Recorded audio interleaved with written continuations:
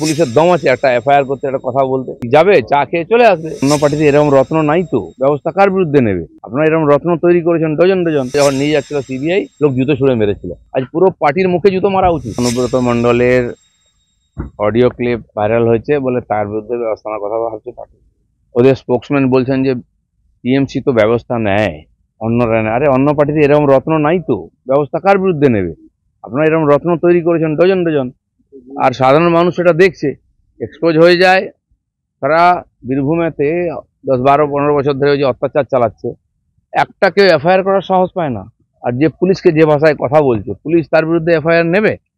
এই যে রাজনীতিকে যারা কলুষিত করছে, মানে একটা দুটো মাছ না, এরকম তো অনেক মাছ, পুরো পুকুরকে আজকে দূষিত করে দিয়েছে। যেন এই পুকুরকে ছেঁচে ফেলতে হবে, তাহলে কিন্তু এই পুকুরে আর অন্য মাছ থাকতে পারবে না। পশ্চিমবাংলার রাজনীতিকে টিএমসি এরকমই করেছে। আজকে তিনি জেলে থাকলেন একদিন, তার বিরুদ্ধে কোনো ব্যবস্থা নেয়নি। যেই এক্সপোজ হয়ে গেছে, তখন তার রাতারাতি ব্যবস্থা, এটা ওটা, লোক দেখানো সব।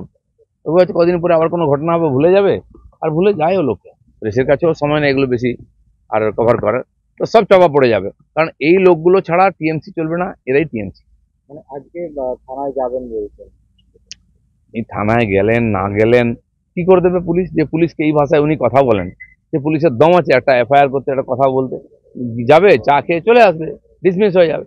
কিন্তু সাধারণ মানুষ কি ভাবে এদের সম্বন্ধে? আসানসোলে যখন নিয়ে যাচ্ছিল সিবিআই, লোক জুতো ছুড়ে মেরেছিল। আজ পুরো পার্টির মুখে জুতো মারা উচিত। এই টিএমসি পার্টিটা থাকলে এই ধরনের জঘন্য মানুষ, এই ধরনের সমাজ বিরোধী, এরাই নেতা আছে।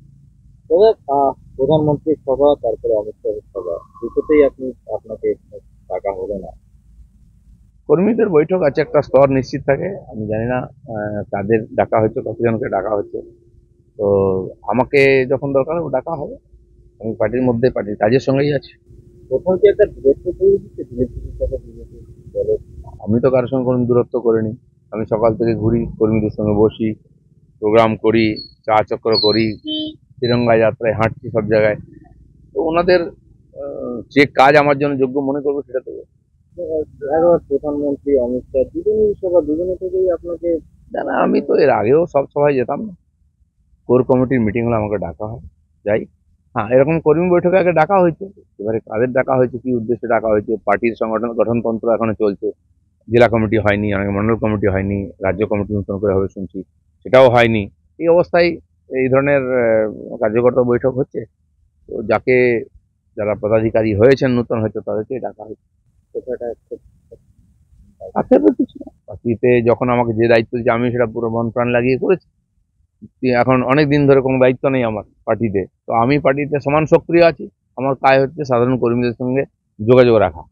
যারা আমাকে দেখে পার্টিতে এসেছেন হাজার হাজার লোক, আমি সম্ভবত কোনো রকম ফর্মালিটি ছাড়াই তাদের সঙ্গে গিয়ে দেখা করি।